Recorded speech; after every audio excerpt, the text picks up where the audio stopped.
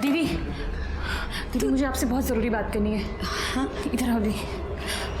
क्या दी, कल दी जब हम पढ़ रहे थे ना तो किसी ने कुछ मैसेजेस भेजे थे हमें। ये देखो।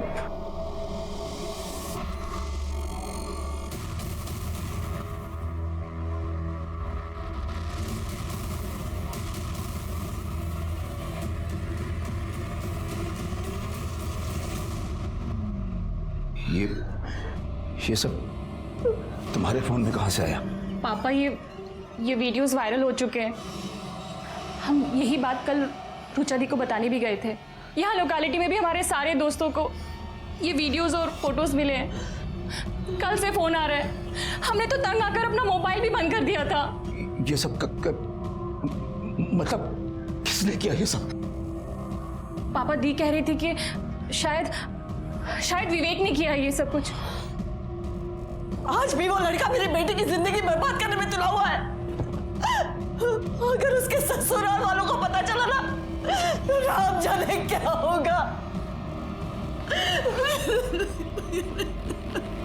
कुछ नहीं होगा मम्मा, कुछ नहीं होगा। वो तुम्हारा वो बाबा है ना, एकदम ढोंगी निकला। अरे बाबा, नसीब की बात होती है। वही बाबा ने मेरा काम झट से कर दिया था। इसके बाद से मैं तेरे को उसके पास लेके गई ना जाने बच्ची कैसी होगी। मेरा जी बहुत घबरा रहा है रे बाबा। अरे यहाँ पे मेरी जान निकली पड़ी है। मेरी बेटी है वो। उसको ढूंढने का एक रास्ता है मेरे पास। क्या? चल पुलिस के पास चलते। चल। नहीं, पुलिस के पास नहीं चलते। मैं खुद ढूंढ लूंगा।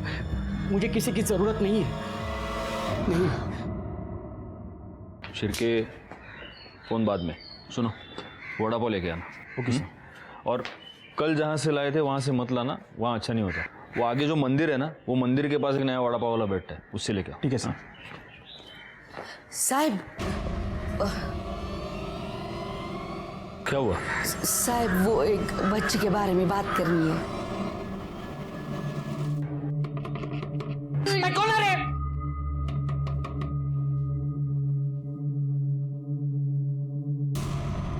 गणपत पाटिल जी साहब, लेकिन क्या हुआ? आपको बड़े सामने पुलिस स्टेशन में बुलाया है।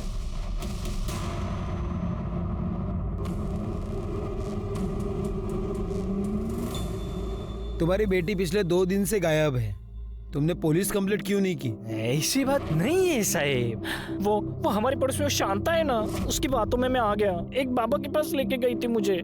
5,000 का चूना लगाया, फिर भी सोनाली नहीं मिली।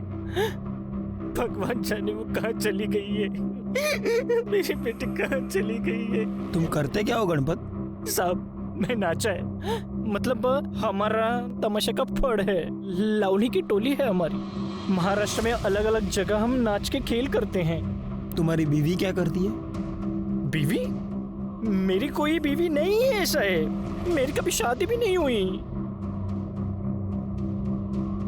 अगर तुम्हारी शादी नहीं हुई तो ये बच्ची कहाँ से आई? कौन है सोनाली?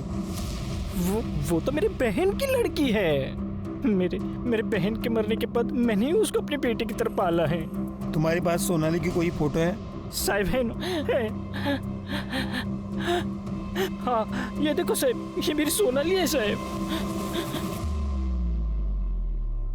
गायकवाड़, ये फोटो ले लो। माझ्या मुलीला शोधा साहेब। मेरी बच्ची को ढूंढो साहेब। मुझे बहुत डर लग रहा है साहेब। हम पूर्ण प्रयत्न करूं और जैसे कुछ पता चलता है हम तुम्हें इन्फॉर्म कर देंगे। जी साहब। साहेब उसको ढूंढना साहेब।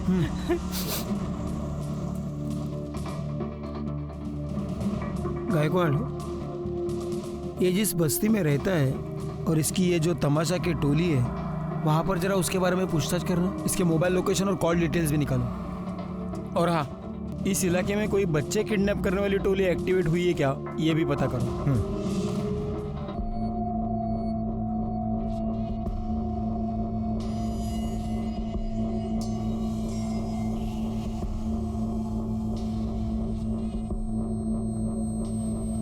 बेटा, तुम सोनाली को जानती हो? हाँ, वो मेरी दोस्त है। आखिरी बार उसे देखा कब था? मुझे याद नहीं है। अच्छा, सोनाली का अपने घर वालों के साथ रिश्ता कैसे था? मतलब आपस में झगड़े होते थे या ऐसा कुछ? नहीं, उसके बाबा तो उसे बहुत प्यार करते हैं।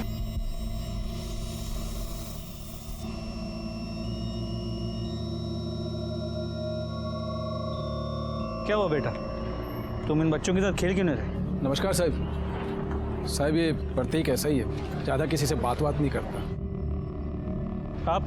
मैं बाबा हूँ साहब। ठीक है, अगर सोनाली के बारे में कोई भी इंफॉर्मेशन मिलती है तो पुलिस को इन्फॉर्म कीजिएगा। हो साहब। गणपत की बेटी, उसकी तो शादी ही नहीं हुई। सोनाली उसकी बहन की बेटी है। उसका तो कोई परिवार ही नहीं है, फिर बहन बेटी कहाँ से आए? झूठ क्यों बोला? हाँ, सोनाली को उठा के लाया था ना तू? नहीं और ये सचिन, इसे भी उठा के लेके आया ना? हाँ, नहीं साहब, मैं उठा के नहीं लेके आया उनको। साहब वो 3 साल पहले मैं अपने तमाशा मंडली के साथ सातारा गया था, वहाँ पे मुझे सोनाली मिली। और अभी 6 महीने पहले ये सचिन मिला साहब। साहब मैंने उठा के नहीं लेके आया उन्हें। साहब ये अनाथ थे, रास्ते में भटक रहे थे और उन्हें कोई देखने वाला भी नहीं था, तो मैं उनको अपने साथ लेके आया। मेरा तो कोई परिवार है ही नहीं ना साहब। और मैं जानता हूँ साहब, अनाथ और अकेले होने का दुख क्या होता है। मैं उन्हें अपना परिवार देना चाहता था साहब, आपका प्यार देना चाहता था। मैं उठा के नहीं लेके आया साहब। देखो गणपत, तुम ऐसे किसी को भी सड़क से उठा के घर पे नहीं लेके आ सकते। तुम्हें उन्हें कानूनी तौर पे गोद लेना होगा, और तब तक ये सचिन एनजीओ में रहेगा। सचिन मेरे बच्चे को मत लेके जाइए। सचिन मेरे बच्चे को मत लेके जाइए। माझ्या मुलाला नका घेऊन जाओ सचिन। हमारे वीडियोस और फोटोज वायरल करने की तुम्हारी हिम्मत कैसे हुई? तुम क्या कह रही है? वो सारे फोटोज और वीडियोस तो मेरे पुराने फोन में थे, और वो फोन में कब का बेच चुका हूँ। बेच दिया बिना वो वीडियोस और फोटोज डिलीट किए? तुम्हारा दिमाग खराब हो गया है क्या? देखो मैंने कुछ नहीं किया है, और तुम बेकार में मेरे को परेशान मत करो यार। एक बात ना कान खोलकर सुन लो, अगर ये वीडियोस और फोटोज हमारे पति या ससुराल वालों ने देख लिया ना तो हम बर्बाद हो जाएंगे। और अगर ऐसा हुआ ना तो हम तुम्हें भी कहीं का नहीं छोड़ेंगे। वो सारी वीडियोस और फोटोज तुम्हारी बीवी को भेज देंगे और पुलिस वालों को भी दे देंगे। हेलो,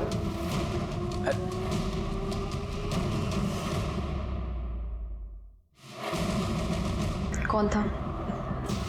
अरे वो हेड ऑफिस से बॉस का फोन था। किसी लड़की से बात कर रहा था ना तू? मैंने आवाज सुनी।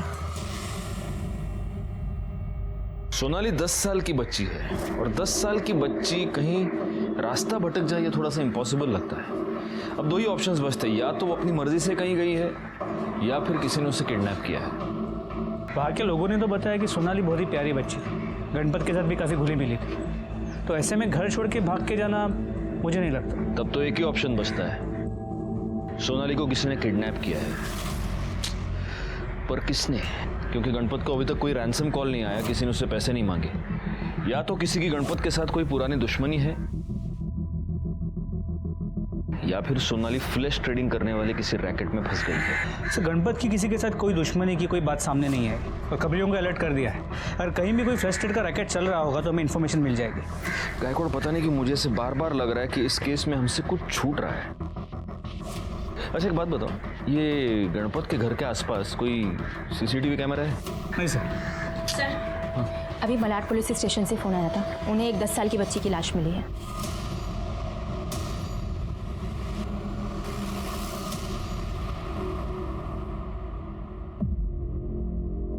सर मैं PSI मोहल्ले मालाड पुलिस स्टेशन से।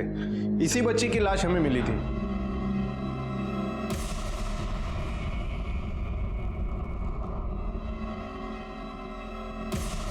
सोनाली नहीं है।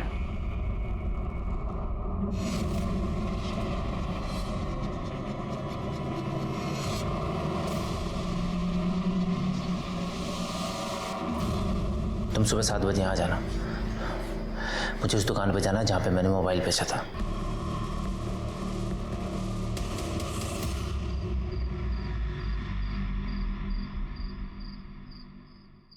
कह रहे हैं प्रतीक, किधर? इतनी रात को किधर चला? हाँ? तेरे आई को मालूम है क्या? तो साफ साफ बता, मेरा मोबाइल किसको बेचा? क्या भाई, आपके साथ गलत नहीं करूंगा मैं।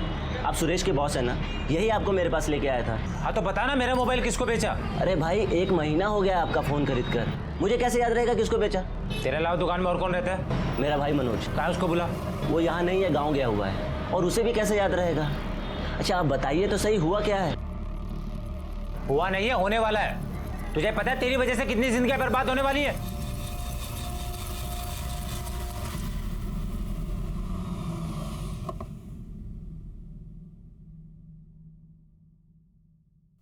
यार मजा आ रहा है यार, अपने को भी मिल जाए तो मजा आ जाए।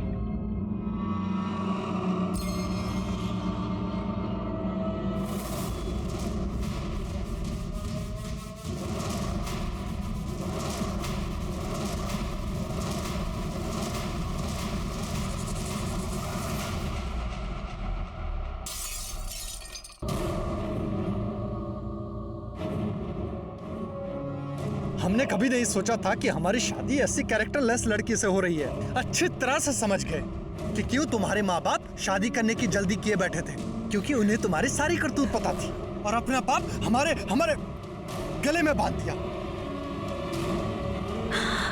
अतुल, हमारी बात मान लीजिए, ऐसा नहीं है जैसा। चुप करो तुम, अब कहने सुनने के लिए कुछ नहीं बचा है। उस वीडियो में तुम ही हो ना?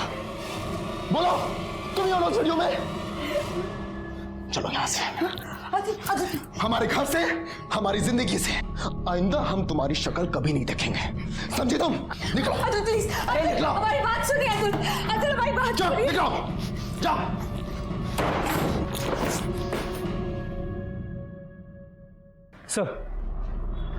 सर अभी भी इंफॉर्मेशन मिली है कि बॉर्डर पुलिस ने एक ट्रक पकड़ा है जिसमें जवान लड़कियां और बच्चियां थी।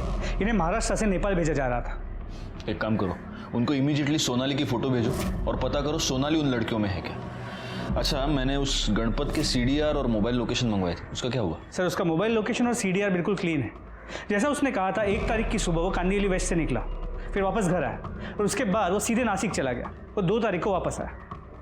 वापस क्यों आया? सर नमस्ते। बोलो। साहब वो सोनाली है ना?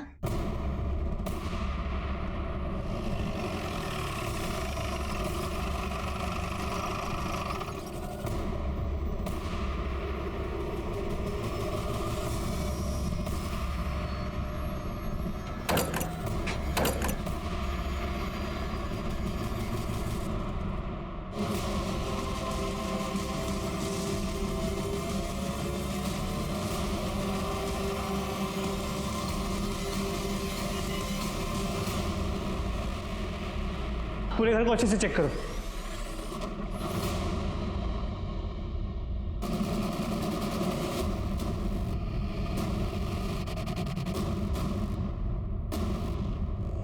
ये कपड़ा किसका है? मेरा है।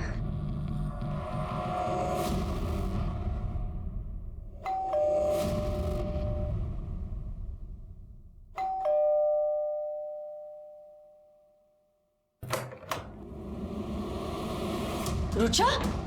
रुचा? रो क्यों रही है? रुचा बोल। बैग। रुचा। दीदी, दीदी दरवाजा खोलो। हम इस कमीने विवेक को छोड़ेंगे नहीं, सब कुछ उसी का किया था।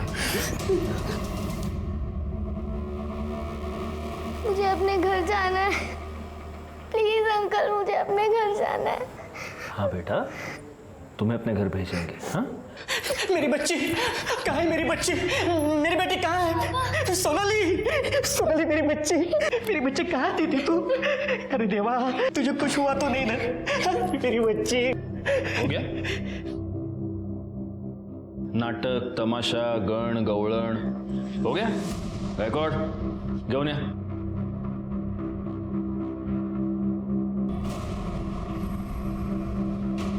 बोल रहे? सर गणपत काका ने मेरे को पैसे दिए थे सोनाली को वहाँ बंद करके रखने के लिए। क्यों गणपत, सच बोल रहा है? जी साहब। ये कौन सा तमाशा है गणपत? अपनी बेटी को किडनैप करवाया, उसे बंद करके रखा, किस लिए? मेरी मजबूरी थी साहब। साहब 1 तारीख को नासिक में मेरे लावणी का खेल था, इसलिए 1 तारीख को मैं सुबह सुबह नासिक के लिए निकला और आधे रास्ते में मेरे को याद है कि मैंने नाटक के कपड़े लिए नहीं, वो मैं घर पे ही भूल गया, तो मैं वापस घर पे आया था। इसीलिए उस दिन तेरा मोबाइल लोकेशन वापस तेरे घर का था। मेरी बच्ची भी ना हमेशा ऐसा घर खुला छोड़ के कहीं चली जाती है।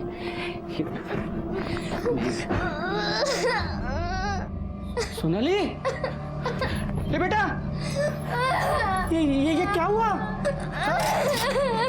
काय झालं हे? तू पडलीस का कुठे? उठ। सावकाश बेटा, सावकाश, आराम से, आहिस्ता। अच्छा बेटा, ये क्या हुआ ये सब? हाँ, तू गिर गई क्या किधर? हाँ? नहीं पापा, मैं सो रही थी, फिर अचानक से किसी ने मेरे मुंह में गीला कपड़ा बांध दिया। बहुत बास आ रही थी उस गीले कपड़े में से। उसके बाद मुझे नींद आ गई। उसके बाद मैं जब उठी तो पेट में बहुत दर्द हो रहा था और मैं खून निकल के आ गया। क्या?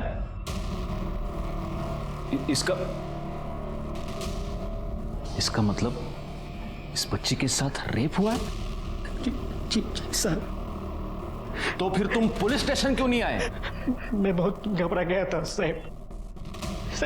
ये दोनों बच्चे मेरे नहीं है साहब। मेरे को लगा कि आपको अगर पता चल जाएगा तो आप मेरे दोनों बच्चों को मेरे से अलग कर देंगे साहब। तो मेरे को ऐसा भी लगा कि शायद आपको ऐसा लगेगा कि मैंने ही सोनाली के साथ कुछ गलत किया है। और मैं चाहता था साहब कि सोनाली के साथ जो भी हुआ है वो किसी को पता ना चले साहब। तो ऐसे कितने दिनों तक बंद करके रखने वाले थे उसे? कुछ ही दिन साहब। बाद में मैं उसको लेके आने वाला था घर पे और फिर बताने वाला था कि सोनाली मिल गई साहब। फिर उसकी ये बलात्कार की बात किसी को पता नहीं चलती ना साहब। नहीं, तू झूठ बोल रहा है, ड्रामा कर रहा है। सच ये है कि इसके साथ जो भी हुआ है वो तूने ही किया है। नहीं। और उसको छुपाने के लिए तूने ये सब नाटक रचा, उसे किडनैप किया, उसे बंद करवाया। साहब माझ्यावर विश्वास ठेवा साहब। मैंने कुछ भी गलत नहीं किया है साहब। ये मेरी बेटी है साहब। क्या करूं मैं गणपत? मैं रोज तुम जैसे घटिया लोग देखता हूं जो ना माँ देखते हैं, ना बेटी, ना बहन। जब उनके अंदर का हैवान जाग जाता है उन्हें कुछ नहीं दिखाई देता। साहब मेरे पे यकीन कीजिए साहब। बाबा ने कुछ नहीं किया। ये कंफर्म करने का तरीका है हमारे पास। तुम्हारा डीएनए टेस्ट किया जाएगा। सिर्फ तभी मैं तुम्हारी इस पूरी कहानी पर यकीन करूंगा। और तब तक अगर तुमने भागने की कोशिश की तो तुम जहां भी जाओगे वहां से तुम्हें पकड़ कर ले आऊंगा और अंदर ठूंस के मारूंगा, समझे? मात्रे मैडम, लड़की को मेडिकल एग्जामिनेशन के लिए ले जाओ और वहां से एनजीओ। नहीं जाने दो इसको। साहब, सोनाली साहब, मेरे बेटे को तो आपने छीन लिया, मेरी बेटी को भी आप छीन रहे हैं साहब। सोनाली,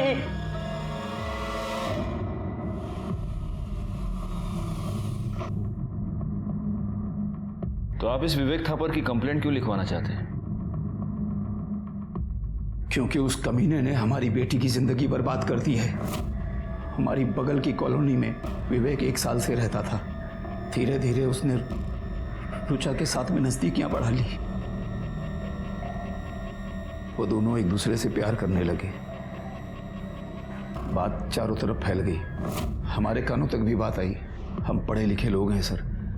हमने सोचा कि रुचा अगर उस लड़के से प्यार करती है तो हमें शादी कराने में कोई दिक्कत नहीं होनी चाहिए। इसीलिए हमने विवेक से शादी की बात की तो वो टाल मटोल करने लगा। फिर हमें पता चला कि दिल्ली में किसी लड़की के साथ पहले से ही उसकी शादी तय हो चुकी है। विवेक, तुम हमारी बेटी को धोखा दे रहे हो। अंकल, मैं रुचा से सच्चा प्यार करता हूँ। हाँ, तो फिर जो मंगनी हुई है उसे तोड़ दो और हमारी बेटी से शादी कर लो। अंकल, मैं ऐसा नहीं कर सकता, माँ बाबा का दिल दुखेगा। तो हमारी रुचा का क्या?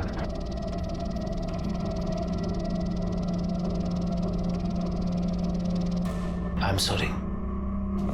उसने हमारी बेटी की जिंदगी बर्बाद कर दी थी। रुचा टूट गई थी।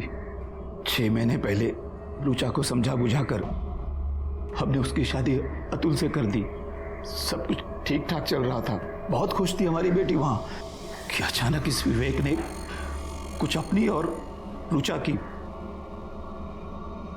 व्यक्तिगत फोटोज और वीडियोस सर्कुलेट कर दिए। हमारी बेटी की जिंदगी बर्बाद हो गई सब। उसके पति ने उसे छोड़ दिया है। सर, ये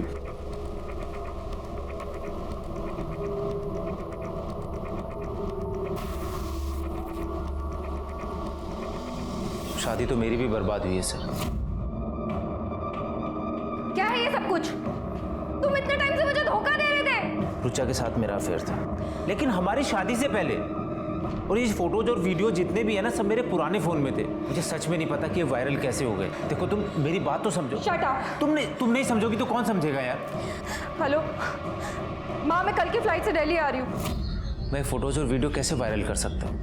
मैंने कुछ नहीं किया सर। मेरा फ़ोन टूट गया था। मैंने अपने ड्राइवर सुरेश को अपना फ़ोन दिया उसे बेचने के लिए। मैंने नया फ़ोन ले लिया। ये सब कुछ उस पुराने फ़ोन में था। और ये कैसे वायरल हो गया सर, मुझे नहीं पता। फ़ोन बेचने के लिए कब दिया था? 1 महीना पहले। और किसको बेचा था? सर मेरे ड्राइवर सुरेश ने उसे किसी प्रकाश नाम के बंदे को बेचा था, जिसकी मोबाइल की दुकान है। मैं उसके पास पूछने भी गया, लेकिन उसने बोला मुझे कुछ याद नहीं है। साहब, वो जो गाड़ी में बैठा है ना साहब, हाँ, वो आपसे मिलना चाहता है। ठीक है।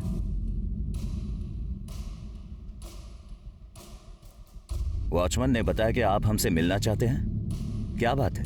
बात क्या होगी? तेरी बेटी देखी से ना, एकदम फ्रेश। वैसे ओवरनाइट का क्या चार्ज करती है? अबे कमीने इंसान, क्या दलाल समझ के रखा है हमें? हाँ, दोबारा नजर आए तो जान से मार देंगे। हाँ, छोड़िए ना साहब, हमारी बेटी के बारे में, छोड़िए, हमारी बेटी के बारे में बात कर रहा है। अरे जान से मार देंगे, जान से मार देंगे अगर दोबारा दिखाई दिया तो। हमारे मुंह में कालिक फुट गई है, सब तुम्हारी वजह से। तुम्हें पता भी है क्या हुआ है? हम मार्केट गए थे सब्जी लाने, वहाँ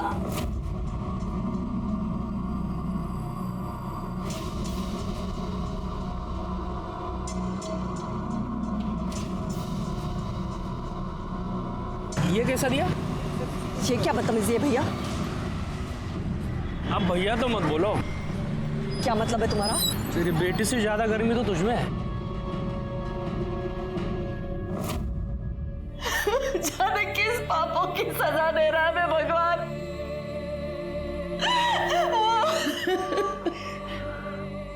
हमें तो लोग यहाँ दलाल समझने लगे हैं। एक आदमी हमारी ही बेटी के सौदे की बात कर रहा था हमसे। पापा, मम्मी, ये देखिए।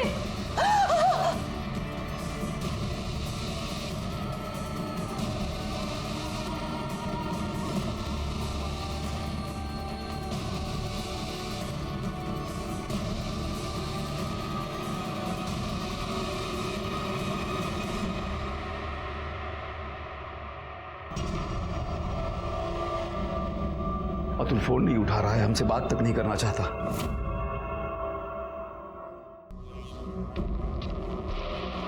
हमने कभी नहीं सोचा था कि हमारी शादी ऐसी करेक्टरलेस लड़की से हो रही है। अच्छी तरह से समझ गए कि क्यों तुम्हारे माँ बाप शादी करने की जल्दी किए बैठे थे, क्योंकि उन्हें तुम्हारी सारी करतूत पता थी और अपना बाप हमारे गले में बांध दिया। पापा, आदित्य ने मैसेज किया है, उसने शादी तोड़ दी है। पापा, हमारे साथ ये क्या क्या हो रहा है?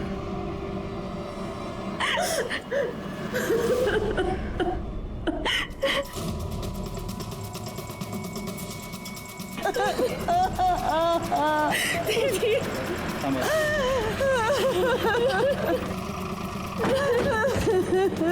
पीछे हो जाइए।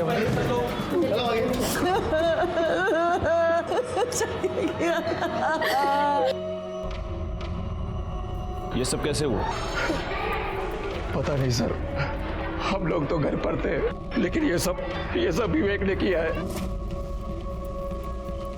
गायकवाड़, बॉडी को पोस्टमार्टम के लिए भेज दो। और एक काम करना, इनके घर की तलाशी लो, देखो कोई सुसाइड नोट मिलता है क्या। सर,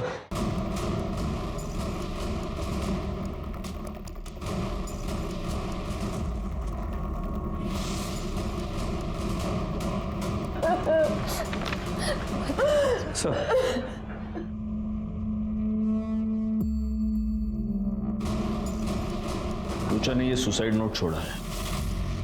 माँ, पापा, हमें माफ कर दीजिए, हमारी वजह से सब कुछ उजड़ गया। हमने कभी नहीं सोचा था कि आप दोनों और रितिका को इतनी तकलीफ पहुंचेगी। शायद हमारे जाने के बाद आपकी परेशानी थोड़ी कम हो जाएगी। जिस किसी ने भी हमारी फोटो और वीडियो सर्कुलेट की थी, हम उसी की वजह से अपनी जान दे रहे हैं। उसे सजा जरूर दिलवाइए। आपकी रुचा। सुसाइड नोट की हैंडराइटिंग को हमने रुचा की हैंडराइटिंग से मैच करके देखा और इससे यह साबित हो गया कि रुचा ने वाकई में सुसाइड किया था। लेकिन मेरे ओपिनियन में यह सुसाइड नहीं बल्कि एक इनडायरेक्ट मर्डर था और इसके जिम्मेदार वो लोग थे, वो मानसिक रोगी थे जिन्होंने एक लड़की की इंटीमेट तस्वीरें और उसके वीडियोस को वायरल कर दिया था। मैंने इन अपराधियों को सजा देने की ठान ली, लेकिन बहुत पिटाई के बाद भी मोबाइल शॉप का ओनर प्रकाश हमें यह नहीं बता रहा था कि उसने वो मोबाइल आखिर किसे बेचा। ऐसे में उस मोबाइल के IMEI नंबर से हमें उस मोबाइल के नए खरीदार के बारे में पता चल गया। साहब बता दो, छोड़ दो साहब। साहब मैंने कुछ नहीं किया साहब, कुछ नहीं किया साहब, कुछ नहीं किया साहब मैंने। इसी को बेचा था ना तूने मोबाइल? हाँ हाँ साहब।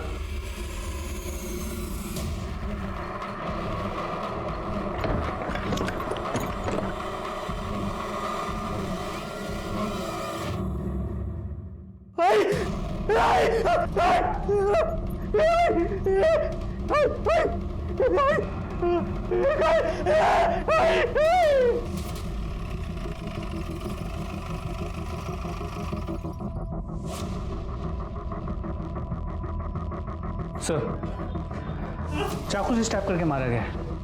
घर में आसपास कहीं भी कोई मर्डर वेपन नहीं मिला और ये इनका बेटा है सुरेश।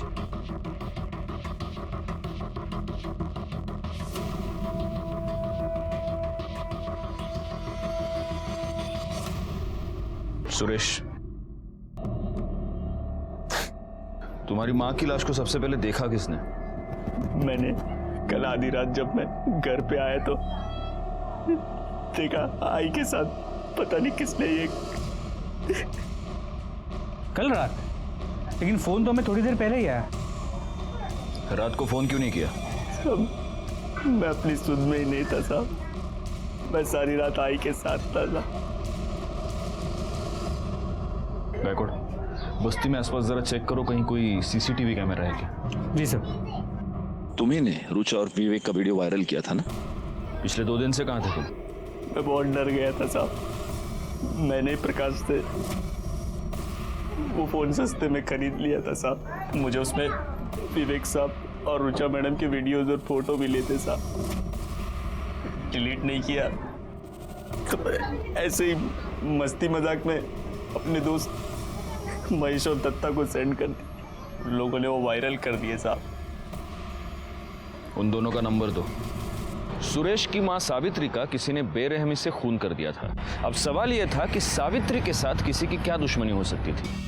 कहीं ऐसा तो नहीं था कि यह खून सुरेश की वजह से हुआ था, क्योंकि सुरेश ने ही विवेक और रुचा दोनों के फोटोज और वीडियोस वायरल किए थे, जिसकी वजह से इन दोनों का घर टूट गया था और रुचा ने तो अपनी जान दे दी थी।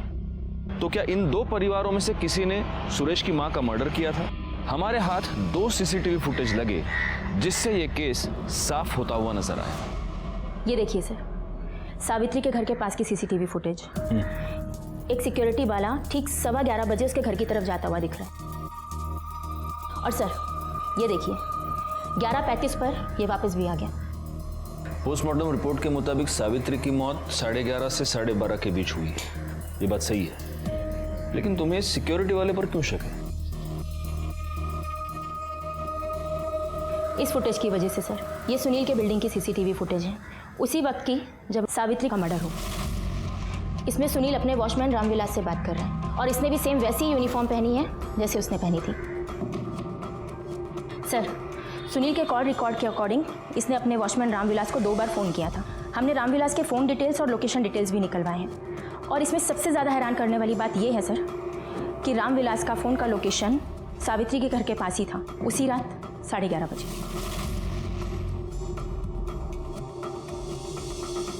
गायकवाड़, इस रामविलास को उठाओ और सिन्हा को भी। सर। गुस्सा तो बहुत आया होगा तुम्हें सुरेश पर? बहुत। तो सुरेश को मारते उसकी मां को क्यों मरवाया? हमने किसी को नहीं मरवाया साहब। हाँ, मरवाने की कोशिश जरूर की थी। जब हमें पता लगा कि ये सब कुछ उस सुरेश का किया धरा है, हमने रामविलास को पैसे दिए और कहा कि मार दो उसे। कितने की सुपारी दी थी? हाँ? 50,000। और उसके बाद रात 11:30 बजे हम सुरेश को मारने उसके घर पहुंचे, तो वहां पर पहले से ही बुढ़िया मरी पड़ी थी। कोई 10-15 मिनट पहले किसी ने मारा होगा, और वो सब देखकर हम घबरा गए और वहां से भाग पड़े। झूठ बोल रहा है तू। सच ये है कि तू सुरेश को मारने उसके घर गया, लेकिन गलती से तूने उसकी माँ को मार दिया, और अब मुझे तू कहानी सुना रहा है। हाँ? हथियार की तरह बोल। साहब सच। चुप! हथियार की तरह बोल। विश्वास कीजिए साहब, हमने नहीं मारा है उसको, वो पहले से मरी पड़ी थी साहब, उसका मर्डर हमने नहीं किया है। ऐसे नहीं माने गए। बैकवर्ड, दोनों को अंदर रखो और अपने तरीके से पूछताछ करो। वो सच कह रहे हैं साहब, वो बुढ़िया मरी पड़ी थी साहब। अरे साहब हमको क्यों पकड़ रहे हैं साहब? अरे हमको क्यों मार रहे हैं साहब?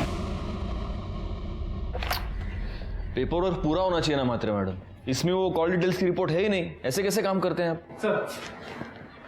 और तुम लेट क्यों है? हाँ? और पुलिस स्टेशन है का धर्मशाला है? सर आपके लिए वड़ा पाव लेके आया हूँ। वो गणेश नगर में नई शॉप खुली है ना, जहाँ हमेशा भीड़ होती है, वहाँ लाइन में खड़े लेके लाया हूँ आपके लिए। लीजिए। पहले म्हात्रे मैडम को खिलाओ। लीजिए लीजिए। Thank you sir. ये अच्छा काम किया तुमने गायकवाड़। सर मिर्ची। हाँ हाँ दो।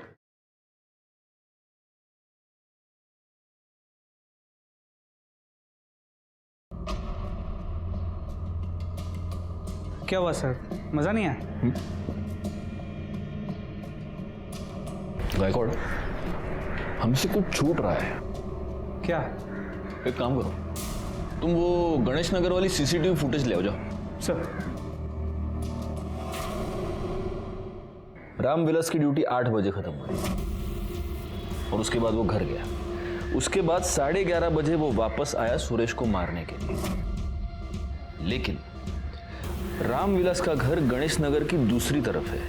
तो इस सीसीटीवी फुटेज में ये इस तरफ से कैसे आ रहा है जहां से तुम वड़ा पाव लाए? मतलब ये रामविलास नहीं है, तो फिर ये सिक्योरिटी गार्ड कौन है?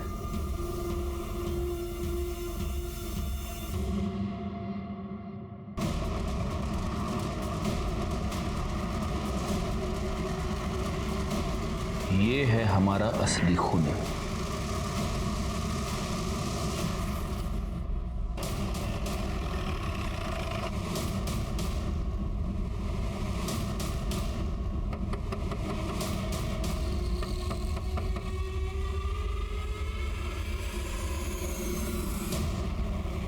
अब क्या लेने आए हो साहब? मेरा बेटा, मेरी बेटी, सब तो छीन लिया आपने। इस बार हम तुम्हारे लिए खुशखबरी लेके आए। खुशखबरी? हाँ, तुम्हारा डीएनए सोनाली के कपड़ों पे मिले सीमेंट के डीएनए के साथ मैच नहीं हुआ। मतलब ये प्रूव हो गया है कि तुमने सोनाली का रेप नहीं किया। और ये मैडम एनजीओ से, ये तुम्हारा घर चेक करके बताएंगी कि क्या तुम सोनाली और सचिन को रखने के काबिल हो या नहीं। लेकिन साहब एक मिनट, अगर तुम इस टेस्ट को पास करते हो तो सोनाली और सचिन हमेशा के लिए तुम्हारे। मैडम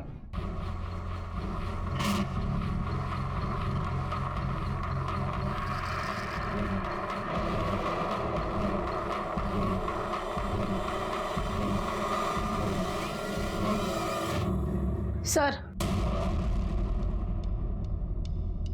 नहीं, ये ऐसे ही है। नहीं साहब, यहाँ लाओ। साहब कुछ नहीं है साहब। कुछ नहीं है ना? कुछ नहीं है ना? कुछ नहीं तो है दिखाओ। साहब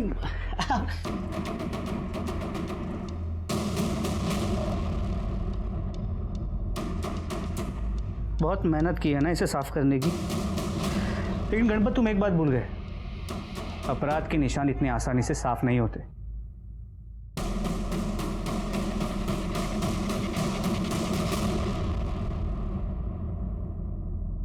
एक पांव में पायल।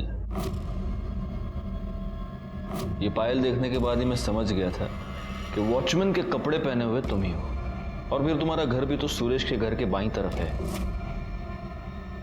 अब सब सच बताओ गणपत, वरना बिना ढोलकी के यहीं पर लावणी करवा दूंगा तुझे।